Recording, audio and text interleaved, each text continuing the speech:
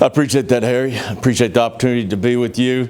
And I know a lot of you, this is an early hour. Some of you have had caffeine, some of you have not. I was telling Ray that and Harry that I spoke a few weeks ago at a seminar where I spoke for 2.5 hours. And so therefore he said that probably that would not be a good thing. I don't know if he was making a rash early judgment for that, or if he was actually meaning that many of you would go to sleep on me or walk out. One of the key things and one of the key components of the utility industry, I think, is not your CFO, is not your CEO, not your COO, or any of the other initials. Did you realize that? I believe one of the key components is being able to dig. Now, possibly in your job description, possibly if you're an accountant, in HR, you say, well, I don't dig. Some of you may not even know what this is. Some of you might have even get a rash if you were to touch something like this. Do you know what this is? Anyone? A shovel. A shovel, okay. Because some of the people were looking at this like I was a three-headed calf. And so what I wanted you to understand, though, is basically, even though we're high-tech, even though you're very high-tech nowadays and getting more high-tech as we go into Google Fiber, not Google Fiber, but Google Fiber, and solar energy and so many other things. Basically, if it wasn't for digging, the Huntsville Utilities basically would not have made it throughout the years. You say, well, the shovel's not the only thing. No, there's front-end loaders, there's other things that's happened, but also, if you think about it, basically for many, many years until y'all hit this mother lode of money that you have now, it was hard. That was a little sarcasm. Because you always were digging to try to figure out how you could make ends meet and do more with less. And so again, you were digging even if you were in accounting. But also, whenever there was the storms, like April the 27th, what was happening? You were having to dig for ways to make things happen when no one knew how it could happen, right? So what I'm saying is that basically, if you think about the key component and a rock foundation of the utilities, it's about digging. And that's why I brought in my props. And also, if we have to, if anybody goes to sleep, we can use that also there. Because working with kids, we have to be multitaskers. But what we want you to think about is not necessarily digging as far as going out and pulling up some dirt, or maybe digging to make money go further, or digging during an emergency. But I want you to think about digging and going forward personally. Now, I've given you something that literally I could do a seminar on for all day. But we're going to cover it in 20 minutes. So therefore, I want you to listen quickly. You say, listen quickly. Yes, I'm going to be sending out some fast sound waves. And I want you to be able to listen to them. And we're not going to cover everything. But what I've tried to do is to give you some ideas, because I know that if you're up at 7:30 in the morning and you're coming to something like this, that you want to better yourself. You're not just here to twiddle your thumbs. You're not just here because you love this man over here and you think he's the wonderful thing and he's the greatest thing since sliced bread. You're here because you want something, and hopefully I can give you something to take home and something to think about. The idea of digging deeper in the Urban Dictionary. Now, some of you like me don't get around the Urban Dictionary much. But if you'll notice, that is to find your inner strength. When you think you have nothing left to give in any strenuous situation, you dig deep and find that extra push, strength, or energy. That's what I want you to think about, digging deep. Maybe you're not in an emergency. Maybe you're not in a catastrophe right now in your life. Maybe everything's going great, but it can always go better. And that's the culture that this man is trying to produce here, and this is what your other leadership is trying to produce, where everything's always getting better. Everybody wants the best, and everybody is not just phoning it in. Everybody is not just wanting to call this a job, where you come in and you put your time in, leave, and not do your best. So what we're talking about is we want to dig deeper. Now, lots of times when a person like me comes in, you think, okay, well, here's a Tony Robbins kind of guy. He's going to walk on hot coals. He's going to get all excited, and then he's going to go home, but he's never done any real work.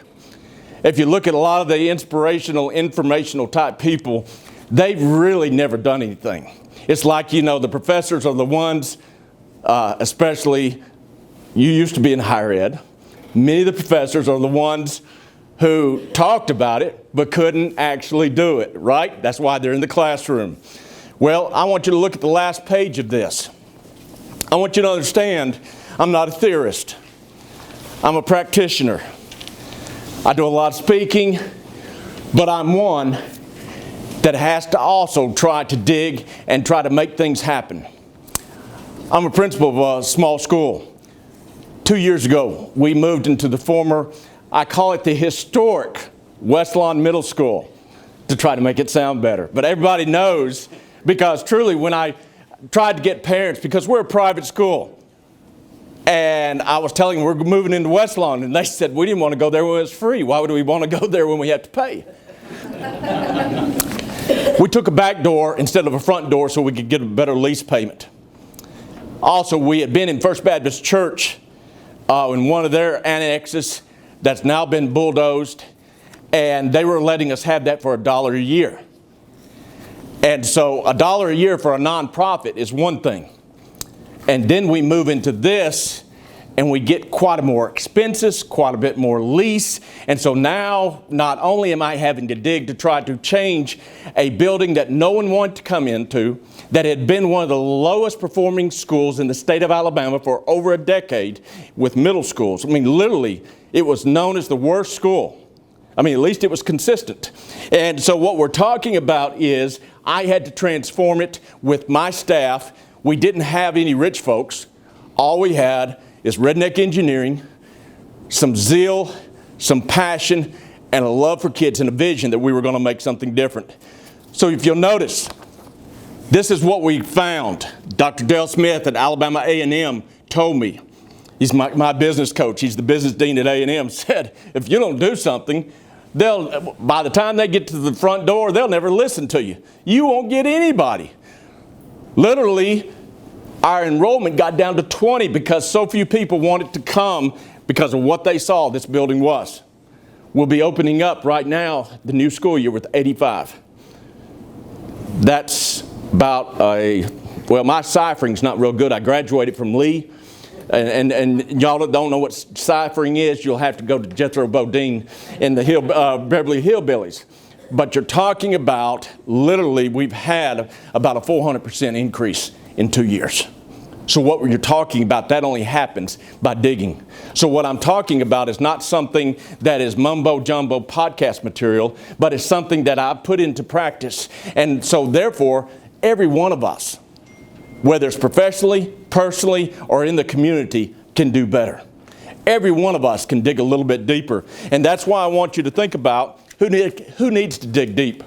Basically, anybody that doesn't want to be average. And I will say to anybody that will get up and listen to me at 7:30 in the morning, you don't want to be average. Average is as close to the bottom as it is to the top.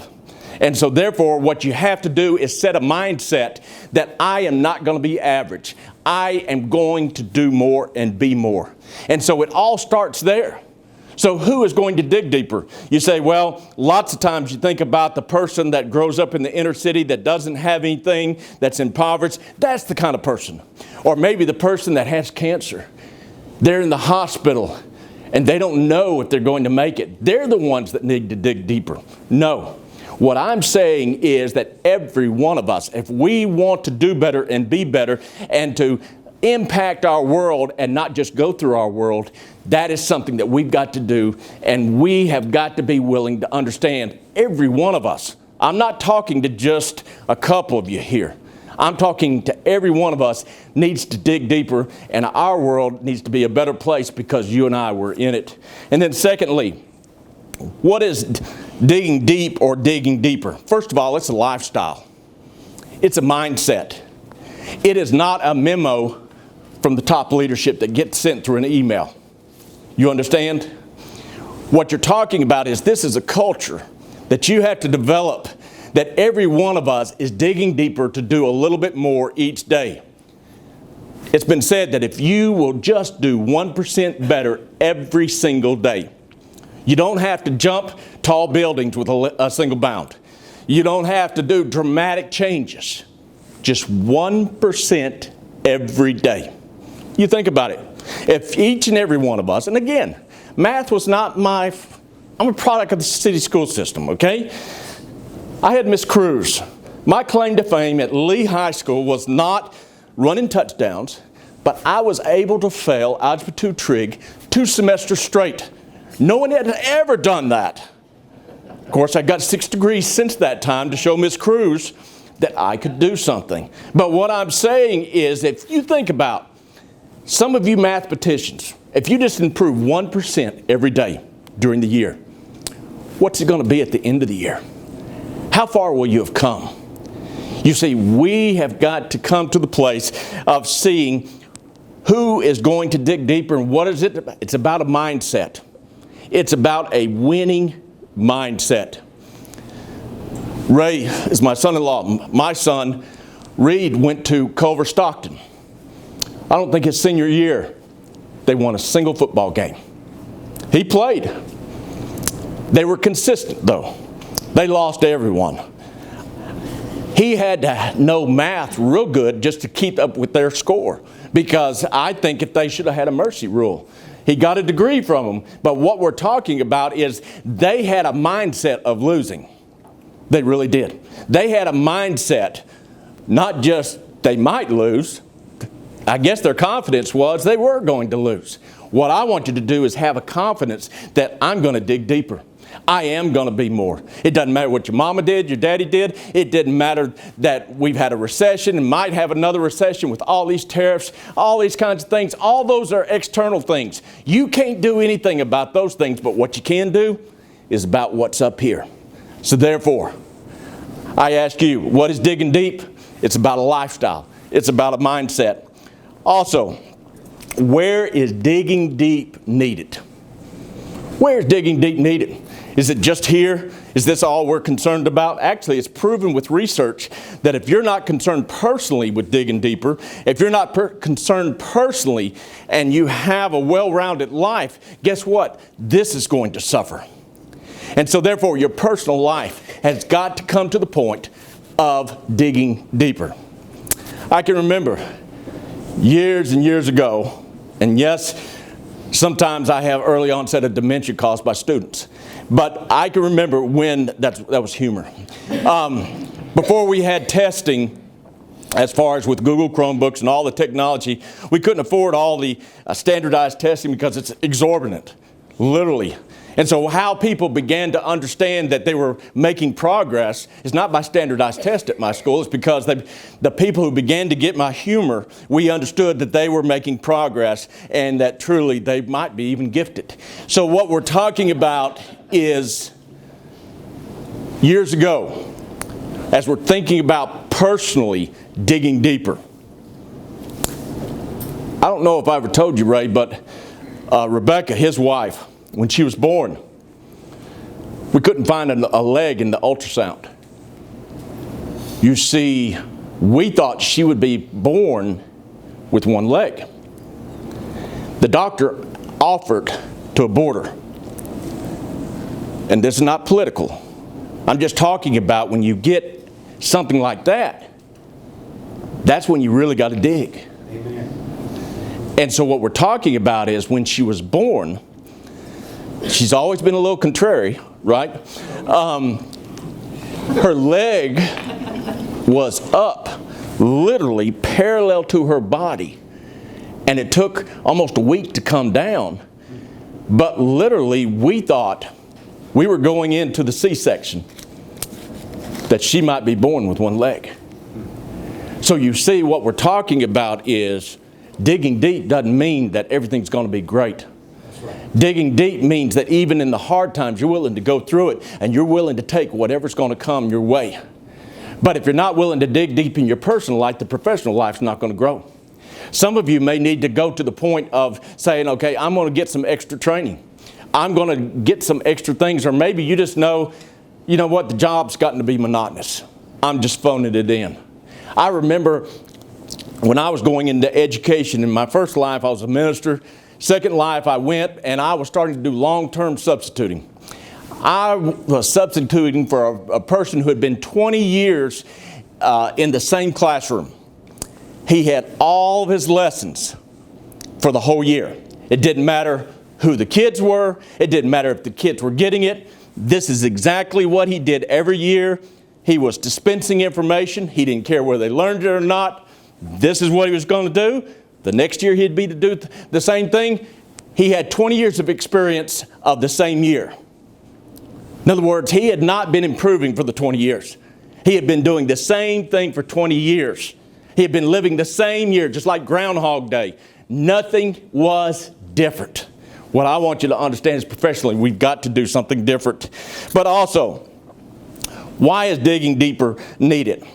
Good enough is not good enough. Correct. My dad and our family came here in 1964. Now, some of the people who are older than I am and who can speak German, they say von Braun different ways, but he worked for him. And he used to say when we were growing up, well, it's good enough for government work. That's what he said. It's just good enough for government work. Because that's what he learned back then. Coming into NASA during that time, there were certain things you just did good enough. I want you to understand, good enough is not good enough. We've got to get where we dig deeper and want more. Good enough is not just enough to mail it in. So therefore, what I want you to understand is one's best or excellence is not reached with good enough, okay? And then Marshall Goldsmith has said, what got you here will not get you there. Do you realize everything's going great right now? I mean, literally in this town, it's happy days are here again. They say within the next 3 to 5 years, there'll be 13,000 new jobs here. That means that amount of people coming in. We have not seen anything like this since the boomtown of the NASA days. And so you say, well, that's going to be good. We've already got things in place. Well, actually, what got you here will not get you there. Everything's going to have to change. Literally, the traffic, the congestion, all the things. I mean, you are talking so many more things that's going to happen in this town as you try to come. Yesterday we had a family from Jacksonville, Florida come up to about putting their kid in. Earlier this week we had someone from Texas. We are talking, this is going to be worse than Florida. We're going to have to start having native tags on our cars also, because literally everybody's going to be transplants into Huntsville. What I want you to understand is to get through all this, because good is happening, but also good can turn to bad. What we have to do is begin to dig deep, begin to prepare, and not wait till it happens to make sure what goes on. Let me ask you, okay, some of you are starting to go to sleep. What is a Sputnik moment? Anybody know? Some of y'all have not been in school a long time. This means yes, this means no, okay? I realize this is pretty technical. Does anybody remember? Because again, this used to be the Rocket City, okay? What is a Sputnik moment? And I'm not talking about spittoon moment. This is a Sputnik moment, okay? Does anybody know? Yes? No? Go ahead. Well, I see that hand. I feel like an evangelist. So the Soviet Union launched the first spacecraft into space named Sputnik. It orbited the Earth. Okay, what did that cause America to do? Step up to the challenge to put a vehicle in space, and eventually going to the moon. Hand that to him. Very good. And because of that challenge, and you're getting a book by Ron Clark on leadership. He's got a great school out of Georgia that in Atlanta that we use, a lot of his paradigm. But what we've got in Huntsville right now is a Sputnik moment. If you think about it, with all that's happening and with the space race that started after that, what we've got to come to the place is understanding that truly we have got a time that we have got to step up And we have got to dig deeper. Do you realize that I had a group out of Birmingham using and leasing my school last year during this time for literacy purposes and tutoring, and the parents paid $14,000 during the summer to use their services. $14,000. Now I know y'all are rich folks, but you're talking $14,000 for 6 weeks? What we're talking about is, I asked them if they were coming back. The parents said, now again, West Lawn is right off of Jordan Lane, Bob Wallace, I-565. They said the traffic was too bad to get to my school. Now traffic, now excuse me, you're fixing to see traffic. You're fixing to see all kinds of things. I told them, traffic here? Oh, you ought to go to Highway 72. It's a traffic jam. It's worse than 280. What we're talking about is literally things are going to happen that we have to be ready for, and it's a Sputnik moment that we have to be beginning to dig deeper for. But let me ask you, how do we dig deeper? First of all, by action. Do you realize, since we've been sitting here, none of those shovels have moved by themselves? Now, unless that some of you have been out in the field and have been pretty hot, normally you will not see a shovel move by itself. And if you do, you need to seek treatment. What I want you to do is understand every shovel, every bobcat, every backhoe requires a person to take action. If you are going to dig deeper in your professional life, in your personal life, or even to be a leader in the community, guess what? You can't be an armchair quarterback. You can't just sit back and talk about it. You just can't whine. What do you got to do? You got to take action. A shovel never dug by itself. And so, what I'm talking about is working smarter, not harder, because a lot of people say, you know what, I can't do one more thing. I've got 4 kids, I've got soccer practice, I've got dance practice, I've got this, I've got that. What I want you to understand is I'm not talking about that. Because you see, you can work smarter and not harder. Let me ask you, why do you think you've got all these different tools?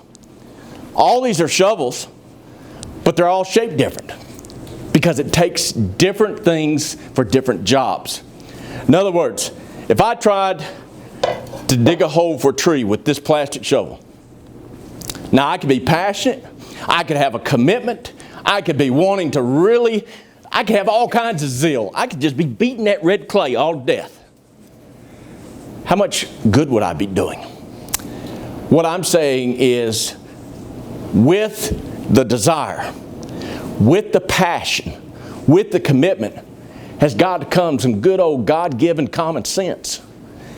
What I call what we do is research-based with common sense. And that's what we have to do. Because you see, the fact is, there's all different kinds of ways to dig, but you have to figure out what's the most appropriate for you. When is digging deeper needed? It's a lifestyle. We need to come to the point of being able to dig and to be able to want to do things. The way to get started is to quit talking and begin to doing. And also, we don't need to wait for an emergency. What happened on April the 27th, 2011? Okay. What happened to the utilities on April the 27th? Okay. Literally, I don't think, even though you do preparedness for emergencies, you do all kinds of case studies. Did anybody ever fully prepare for April the 27th? Did anybody ever prepare that literally between here and Athens you wouldn't be able to have, and they would have to have some kind of new big line to bring electricity in and on the grid? And that literally here in North Alabama we would be paying exorbitant amounts for ice? Does anybody remember that besides me? You see, to be able to handle things like that in the future, we've got to continually be digging deeper. You can't just be phoning it in. We've always got to be prepared, because who knows what is next? Who knows what is next? And so therefore, we can't wait for an emergency. Also, personally, when the days seem darkest, because in a crowd this size, statistics say there are at least between 5 and 10 of you are right now dealing with depression. Do you realize that? Some of you are dealing with depression, some of you are dealing with anxiety, and when those times are when you've got to learn to dig deeper, and I'm not being sarcastic now, I'm being very, very serious. You see, even though you've seen the pictures where I dig deeper, it's not easy, because there was a time when I decided not to dig deeper and I attempted suicide, because I was during a time of clinical depression. I was a time after a divorce and everything else going wrong in life.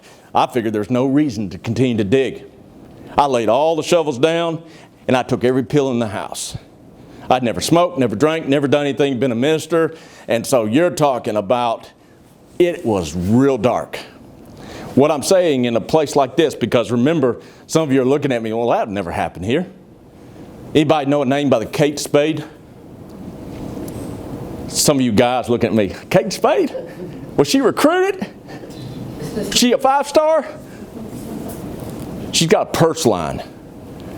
And because a clothing line did not go as well as she expected, she went into depression and took her life last year.